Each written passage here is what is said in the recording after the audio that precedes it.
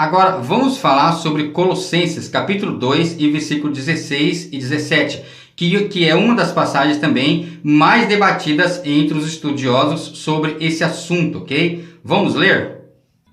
Então veja bem, na minha Bíblia está assim: portanto, ninguém vos julgue pelo comer ou pelo beber, ou por causa do dia de festa, ou da lua nova, ou dos sábados, ok? Que são sombras das coisas futuras. Preste bem atenção nessa palavra, nessa explicação do apóstolo Paulo. Ele diz que essas coisas, até os sábados, são sombra das coisas futuras. Mas o corpo é de Cristo, ok? Agora, veja bem, quando ele explica aqui, ok, que o corpo é de Cristo, nesse caso, ele está se referindo à igreja, ok? Agora, preste bem atenção numa coisa. O apóstolo Paulo explica aqui, ok, que estes sábados são sombra das coisas futuras. Nesse caso, o que se entende é que ele disse isso simbolicamente falando, se referindo à vinda, à vida, à morte e à ressurreição de Jesus, ou seja, de tudo que o Cristo iria realizar quando ele surgisse. Como, por exemplo, as festas cerimoniais dos judeus, ok? Que já simbolizavam tudo isso, ok? Só que tem um porém. Simbolicamente falando, o sábado do Senhor, por si só, que está entre os 10 mandamentos, nunca foi tido como sombra das coisas futuras ou dos bens futuros. Ou seja, o cumprimento desse mandamento, a guarda do sábado, não trazia nenhuma ilustração ou figuração a respeito do que o Messias iria realizar quando ele surgisse. Como, por exemplo, as festas cerimoniais dos judeus, que já traziam esse simbolismo. E também, entre as festas cerimoniais dos judeus, não existia nenhuma festa chamada de festa dos sábados, ok? Na verdade, todos os servos e servas do Senhor começavam a cumprir este mandamento, a guarda do sábado, no pôr do sol da sexta-feira, parando com seus afazeres, e findava no pôr do sol do outro dia. E essa prática de se guardar o sábado do Senhor nunca simbolizou nada a respeito das coisas que o Cristo iria realizar quando ele surgisse. É por isso que nem o sábado, ok, e nenhum outro mandamento que está entre os 10 mandamentos é tido ou foram tidos como sombra das coisas futuras.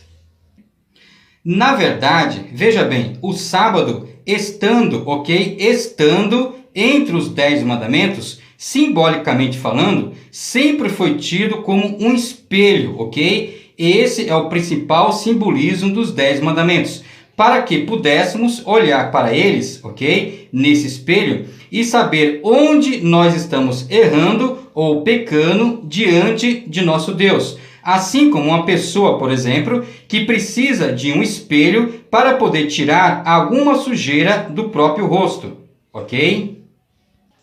Só que agora, de repente, você pode me perguntar assim: mas se o sábado do Senhor, que está entre os 10 mandamentos, nunca foi tido, ou não é tido como sombra das coisas futuras, então, que sábados são esses que o apóstolo Paulo explica aqui nessa passagem de Colossenses, dizendo que são sombra das coisas futuras junto com essas festas?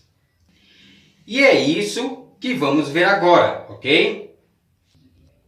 Então, veja bem, continuando, para você que não sabe, antigamente, ainda na época do apóstolo Paulo, acontecia todos os anos, veja bem, todos os anos, as festas cerimoniais dos judeus, que eram um total de 7 festas principais. E em determinados dias, que caísse do ano, porque acontecia todos os anos, dependendo como fosse, esses dias também eram chamados de sábados, porque a palavra sábado significa descanso. Por isso, nesses dias ninguém trabalhava, para que todos pudessem participar dessas festas. Então, esses dias podia cair, por exemplo, numa quinta, ou numa sexta, ou numa quarta. que, dependendo como fossem, esses dias também eram chamados de sábados e ninguém trabalhava, como sendo feriado, para que todos pudessem participar dessas festas. Mas todas essas coisas, se cumpriram em Cristo Jesus, pois cada festa simbolizava as coisas que o Cristo iria realizar quando ele surgisse. É por isso, que se diz que essas coisas, eram sombra das coisas futuras.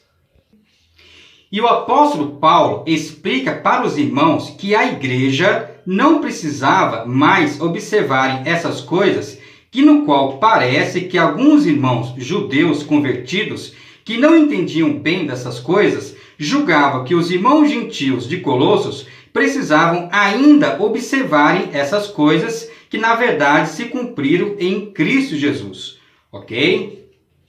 Agora veja bem, só que tem uma coisa que eu preciso falar para você sobre esse assunto, se referindo ao sábado do Senhor. A guarda do sábado em si não garante salvação para ninguém, ok? Salvação mesmo, vamos dizer assim, é para todos aqueles que guardam os mandamentos do Senhor, inclusive o sábado nesse caso, ok? Amando a Deus acima de todas as coisas e amando o próximo como a si mesmo. Tendo o Senhor Jesus como seu único e suficiente Salvador da sua alma, ou seja, da sua vida, do seu ser. Mas cada caso é um caso, por isso todos nós é que seremos julgados.